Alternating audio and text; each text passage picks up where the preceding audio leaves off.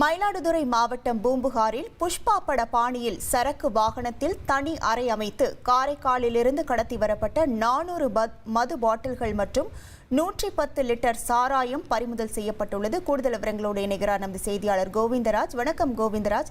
இந்த சம்பவம் தொடர்பாக போலீசார் தரப்பிலிருந்து என்ன நடவடிக்கை மேற்கொள்ளப்பட்டிருக்கிறது? கைது நடவடிக்கை ஏதேனும் மேற்கொள்ளப்பட்டிருக்கிறதா? முழு விவரங்கள். வணக்கம் மேடம். மயிலாடுதுறை மாவட்டம் சீர்காழி அருகே உள்ள மருதபம் பள்ளம் என்ற பகுதியில் சீர்காழி மதுவிலக்கு போலீசார் வாகன சோதனையில் ஈடுபட்டிருந்தாங்க.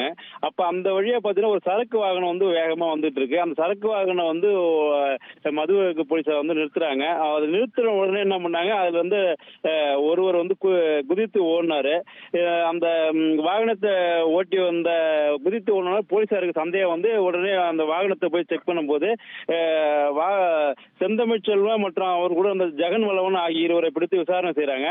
அப்ப அவங்க என்ன பண்றாங்கன்னா, அந்த புஷ்பா பட பாணியில் வாகனத்திற்கு என்ஜின் பகுதி கீழே தனி அறை அமைத்து அதுல காரைக்காலில இருந்து சாராயம் மற்றும் மது பாட்டில்கள்ல கடத்தி உடனே கண்டுபிடிக்கிறாங்க. அதை கண்டுபிடிச்சு பார்க்கும்போது ஒரு கிட்டத்தட்ட 400 மது பாட்டில்கள், ஒரு 110 லிட்டர் சாராயத்தை கண்டுபிடிக்கிறாங்க பாக்குறாங்க. அதை பார்த்த உடனே தப்பி ஓடிய நபர் யாருன்னு கேட்க முடியல. நம்ம அருகே உள்ள தர்மகுளம் பகுதியை சேர்ந்த அகோரம் என்பவருக்கு கடத்தலுக்கு பயன்படுத்தப்பட்ட வாகனம் தெரிய வருது. உடனே அந்த வாகனமானது அகோரத்தின் மனைவி சத்யாவிற்கு சொந்தமானது போலீசார் விசாரணை தெரிய வருகிறது. கடத்தலில் ஈடுபட்ட ஓட்டுநர் செந்தமிழ் செல்வன், ஜெகன் வளவன் இருவரையும் கைது பண்ணி நீதிமன்றத்தில் ஆஜர்படுத்திருக்காங்க மேடம். தப்பி ஓடிய தலைமறைவான அகோரம் மற்றும் அவரது மனைவி சத்யாவை மதுவிலக்கு போலீசார் தேடி வருகின்றனர் மேடம்.